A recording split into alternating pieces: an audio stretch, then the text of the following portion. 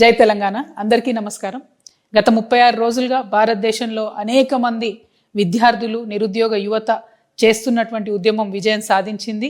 వారు అనుకున్నట్టుగానే కేంద్ర మంత్రి ధర్మేంద్ర ప్రధాన్ గారిని రాజీనామా చేయడానికి కేంద్ర ప్రభుత్వం ముందుకు పంపించింది. మరి ఈ సందర్భంలో విద్యార్థులందరికీ కూడా నేను మనస్ఫూర్తిగా శుభాకాంక్షలు తెలియజేస్తా ఉన్నాను. ఇది 100% విద్యార్థుల విజయంగా తెలంగాణ రక్షణ సేన భావిస్తూ ఉంది. మరి విద్యార్థుల విజయాన్ని కంప్లీట్గా తన ఖాతాలో వేసుకోవడానికి మన రాష్ట్ర ముఖ్యమంత్రి గారు రేవంత్ రెడ్డి గారు ప్రయత్నం చేయడం అన్నది నిజంగా చాలా సిగ్గుచేటు.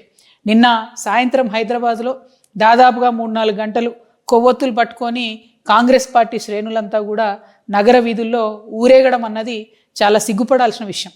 ఎందుకంటే కేంద్ర ప్రభుత్వాన్ని ప్రశ్నించినటువంటి విద్యార్థులు తమనెక్కడ ప్రశ్నిస్తారో అనే భయంతోనే, తమ ఫెయిల్యూర్స్ని ఎక్కడ ఎక్స్పోజ్ చేస్తారనే భయంతోనే ముందుగానే ముఖ్యమంత్రి గారు బయటకు వచ్చి యూత్నంతా నేను ఎంకరేజ్ చేస్తున్నాను, 21 ఇయర్సే మీరు పార్లమెంట్లో ఉండాలని చెప్తున్నారు. సంతోషం, మంచిదే.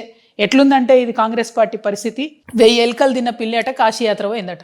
అట్లా ఇన్ని సంవత్సరాలకి అనేక సందర్భాల్లో విద్యార్థులను, యువతను మోసం చేసినటువంటి ముఖ్యమంత్రి గారికి 21 ఇయర్స్లో యువత పార్లమెంట్కి పోవాలన్నటువంటి జ్ఞానోదయం అవ్వడం అన్నది చాలా సంతోషం. కానీ మీ మీద నమ్మకం లేదు.